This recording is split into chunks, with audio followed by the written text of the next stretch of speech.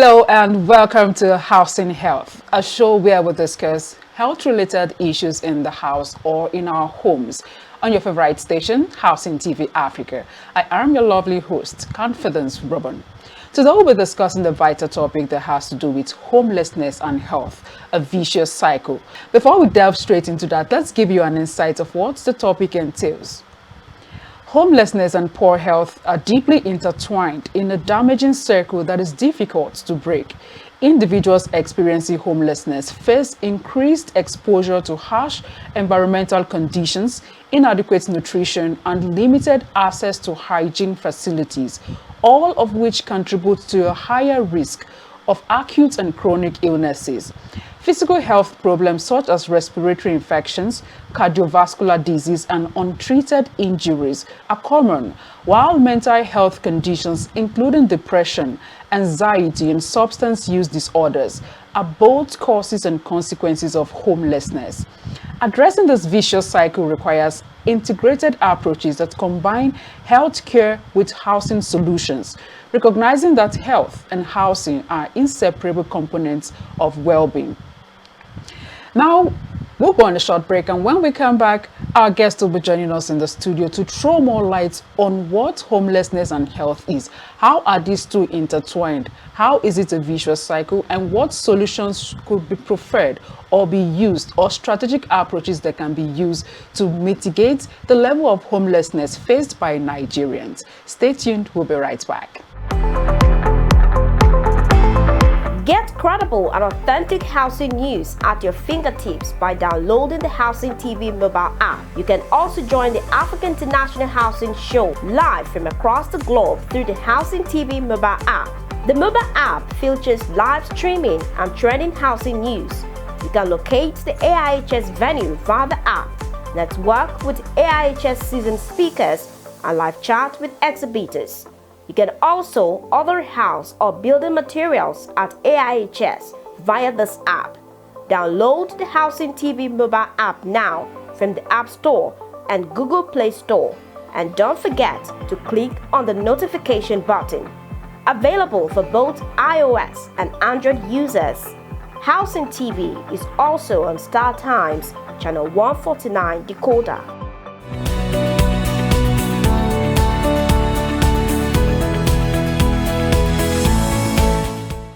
Welcome back, esteemed viewers. Well, if you just joined us, you haven't missed anything because the show just started.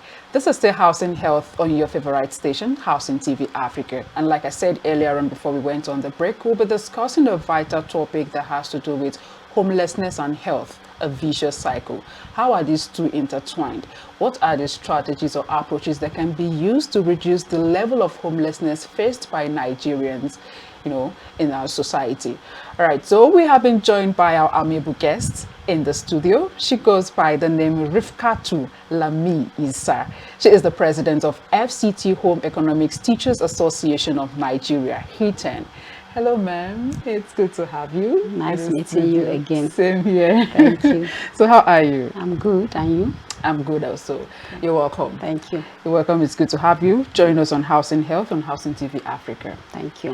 All right, so let's move straight to the topic for discussion. We are discussing homelessness and health, a vicious cycle.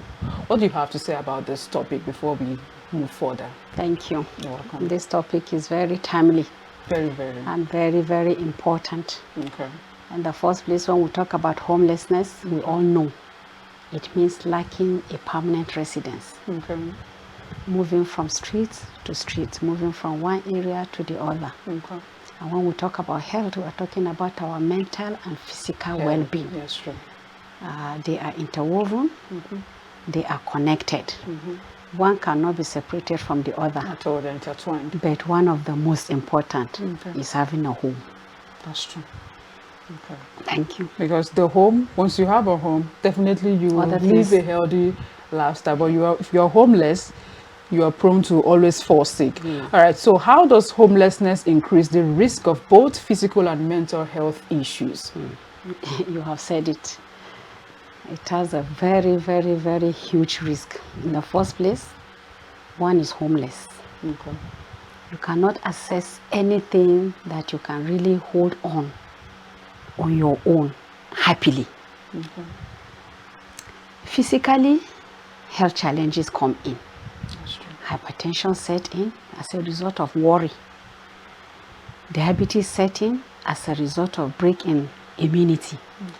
So lack of a place to live, to be happy, to even think about how you go about your health causes more of physical challenges in terms of health. And then when we talk about the mental, it's a trauma, there's a stress. That's true. There is a depression. You know, so many things just come in naturally without you knowing how to go about it or help it.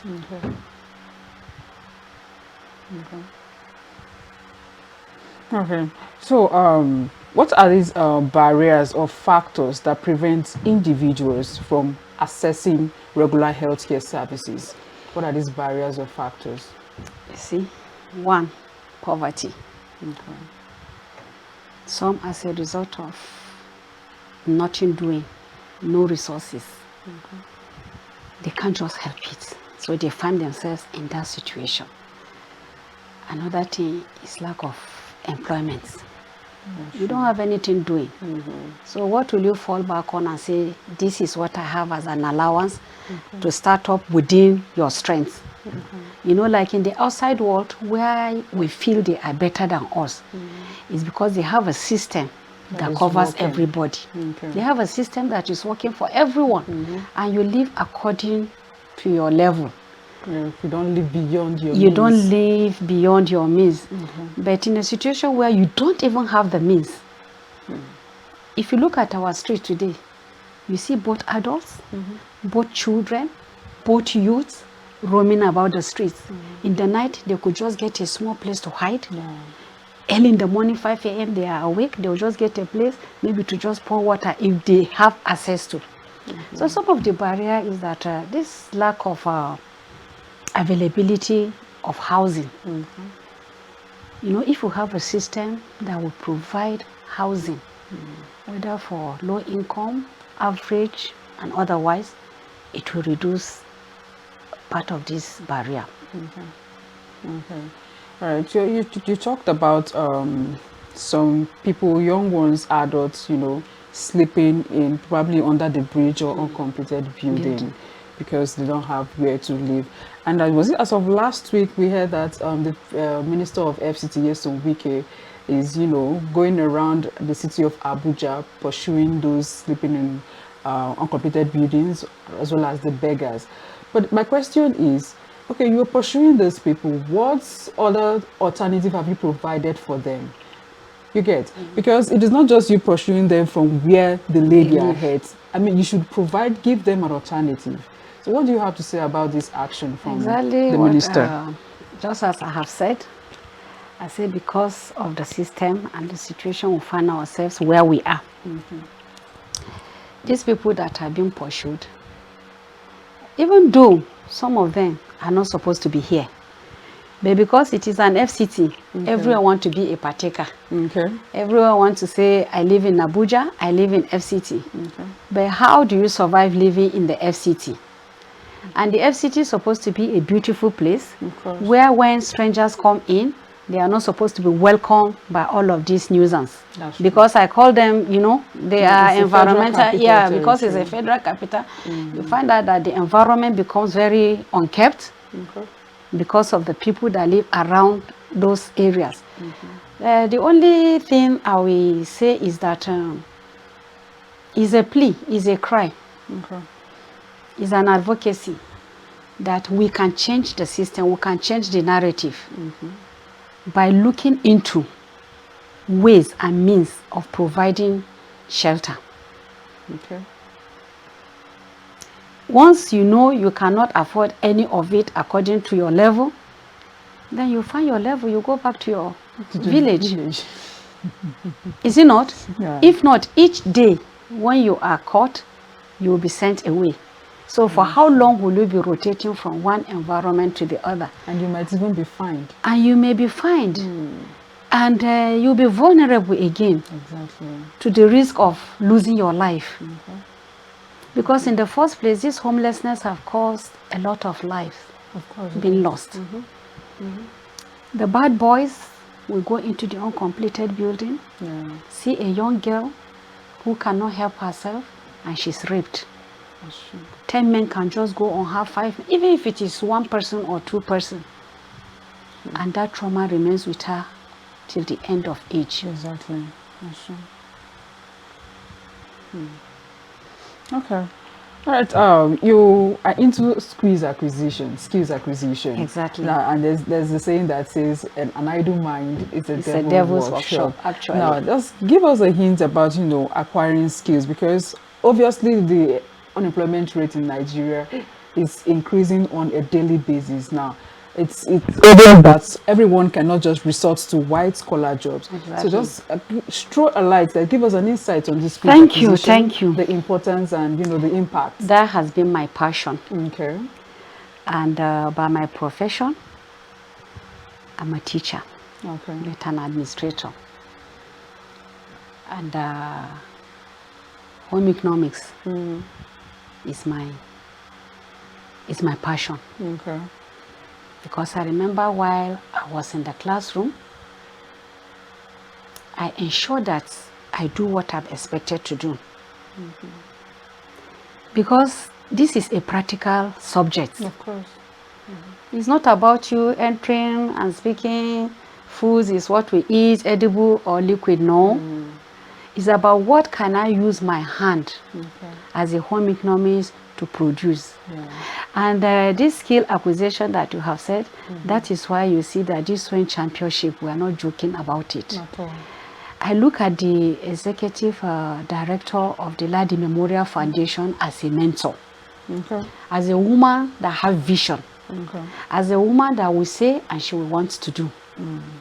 And that is why this championship competition is on the way.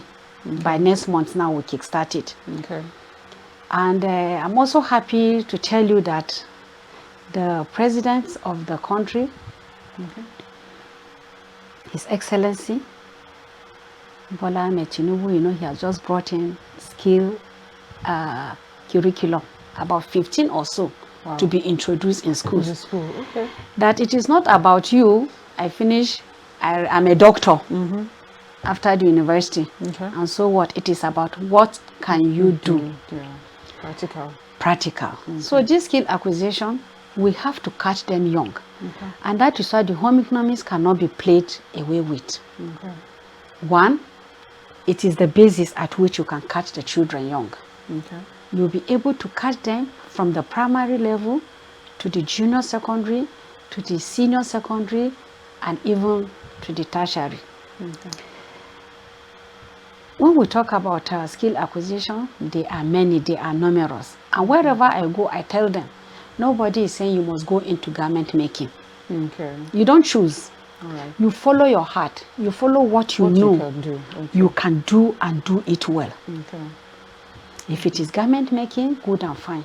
You will be sewing. If it is catering services, like the people that read hotel and catering management in the polytechnics, most of them, they are good in the hotel industry, hospitality industries. That's true. But the home economics is broad and general. We have different. We have at the senior level, we have foods and nutrition. We have home management. We have clothing and textiles. But the garment making as a trade subject now is like it has overtaken the clothing and textile. That's true. But why we are worried is because when a student finishes senior secondary and wants to read home economics, what will be the combination in the JAM selection of elective subjects? So that has really been a problem. And we are just praying that that will be brought back. Now a science student in the secondary school is expected to study what? Medicine. Foods and nutrition go in for him. As a doctor, when you sit down with your client, you'll be able to advise him on the nutritive value of what he needs to take to go along with the medication given. But today, it has been replaced by agricultural science. Wow. It's a burden on us. That's an irony. So, as a food nutritionist, you know what it takes. You will know the process, the production, and the preparation. So the skill acquisition is very, very important. The youth and even the adult. Let's not limit it to the youth. Exactly. There are housewives that are just, you ask, what are you doing? Say, I'm not doing anything. And you get angry with your husband tomorrow. Taking care of the children. Just taking care of the children. That is not supposed to be. So this skill acquisition should cut across the children, the youths, and even the adult. Gender, irrespective of your gender. Suffice it to tell you this morning that my son read agric engineering, resources and landmark. And he finished, this is the 6th year. But he's in Kaduna. Not employed by the government, but doing shawarma.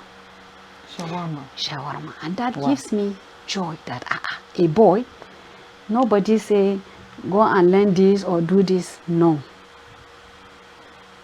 My daughter learned diffuser. She used her money to go and learn how to make diffuser.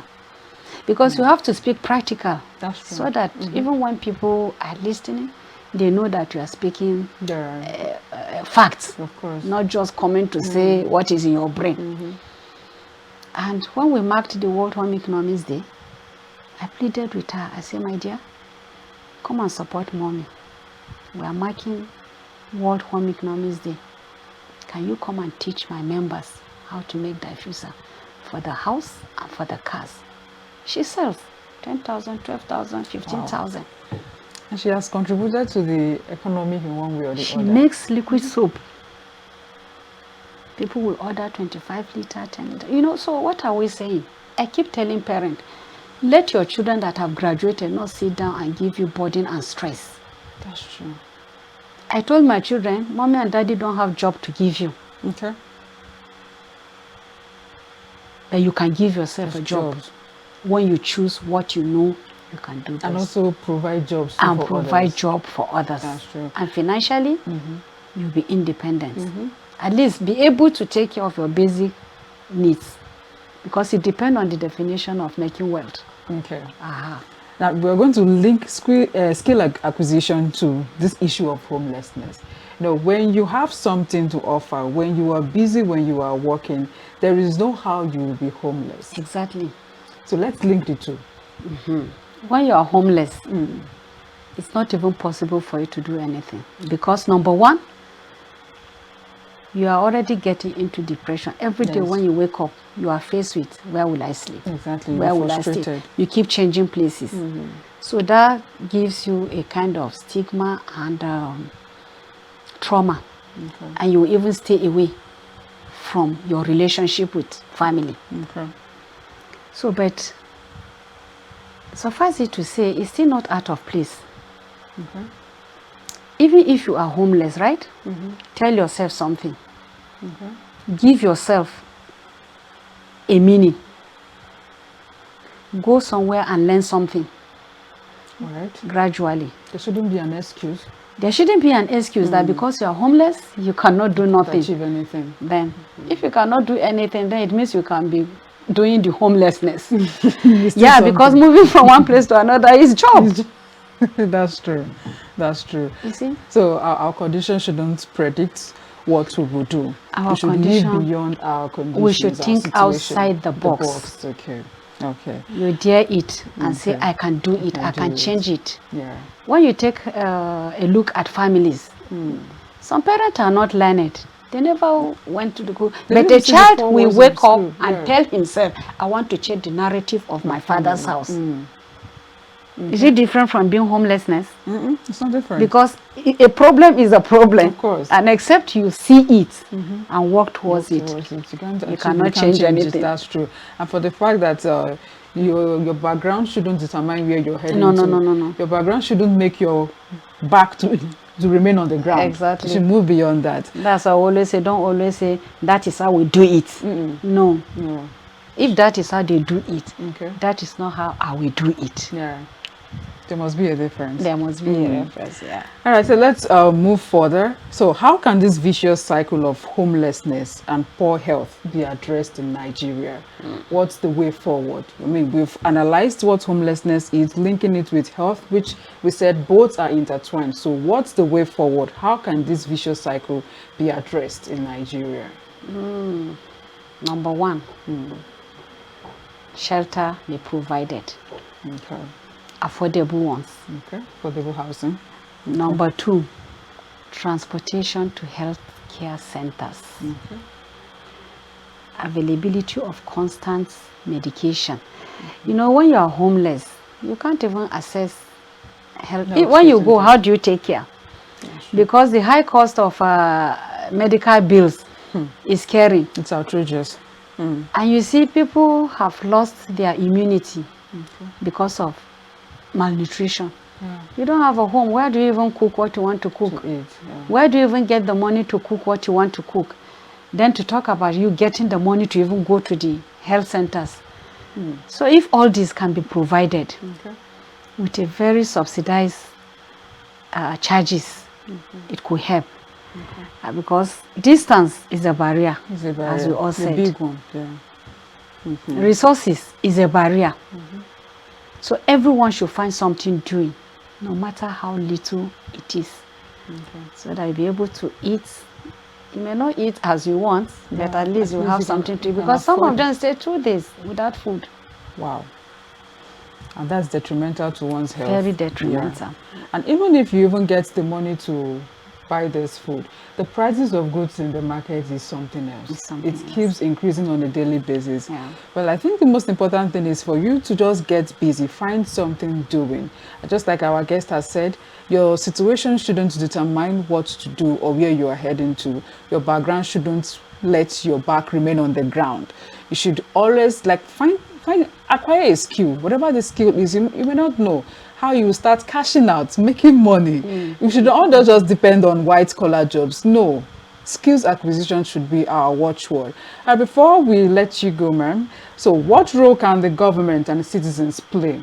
Because we can't leave everything for the government. The citizens also have their own role to play in terms of, curbing or eradicating this issue of homelessness as a whole. So what are the roles of the government and the citizens as well? So far, we have to appreciate the present leadership. Yeah, the administration. Because you can see that even for students, they've been given access to acquiring loan. Yes, loan. And I Student know loan. a student that is wise, Okay. a student that has vision, knows that once he gets that money, instead of that 50,000 or whatever amount it may be to just go like that, Okay. he could recycle it. Right. And from there, he will increase his income. You will see that that loan has benefited him in 2 ways. That's true. Okay. And then, with this skill acquisition that has been brought again, Okay. it has become like an eye-opener to the society, because you're going to catch them from school now. If you take example of China, from 5 years, a little girl can do. Like I'm sure you different watch skills. Of different course, I watch skills. them. I watch them. They build so many things that even We just had adults our like us speech and can't prize build. giving day for my school just 2 days ago. Okay. JS3 student graduating. But there's a student, because the mother is a home economist too. He said, Mommy, don't worry. All the small chops I'm going to use for my graduation, I'll prepare them. Wow. Wow. So they now promise him. I say, okay, when you finish, we'll give you little income so that you start up. That's a 12-year or 13-year-old boy. Not a girl, Boy. a boy. Wow.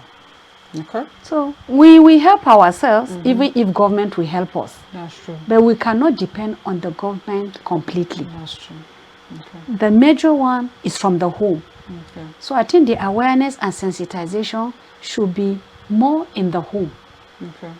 Let mother and father know that they are the one to motivate and encourage the children to start doing something for themselves. And that will reduce problems. Okay. Talking about parents encouraging their children to start doing something for themselves. You hear some parents say, he's still small, he's still young, he's still small to do this, too small to do that, give them time. But there is no time. The earlier you catch them young, the better. And that is why when he is big and he's not having job for 2-3 years, he frustrates you as a mother. That's true. You want him to go and bring you cup, he will squeeze his face. Why? Because he feels he's frustrated, he has no job. But you don't have the job to give him. So he's too young. We have to throw that aside and look inward and do the needful. Okay. All right. Thank you so much, Mrs. Rifika Tulami. Thank you. This was really nice having you on the show. Thank you. All right. All right, viewers. This is where we wrap up on today's episode on housing health. I hope you've learned one or two.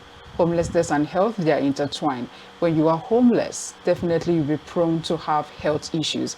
And you not having a job isn't an excuse for you to be homeless. Our guest talked about skills acquisition. You can acquire one skill or the other to keep yourself busy, to make little money so that you can get a house to live and not be homeless, adding to the nuisance in the society, and also having health problems, running from one hospital to another. Thanks for watching today's episode. Till we come your way again, I am Confidence Ruben. Bye for now.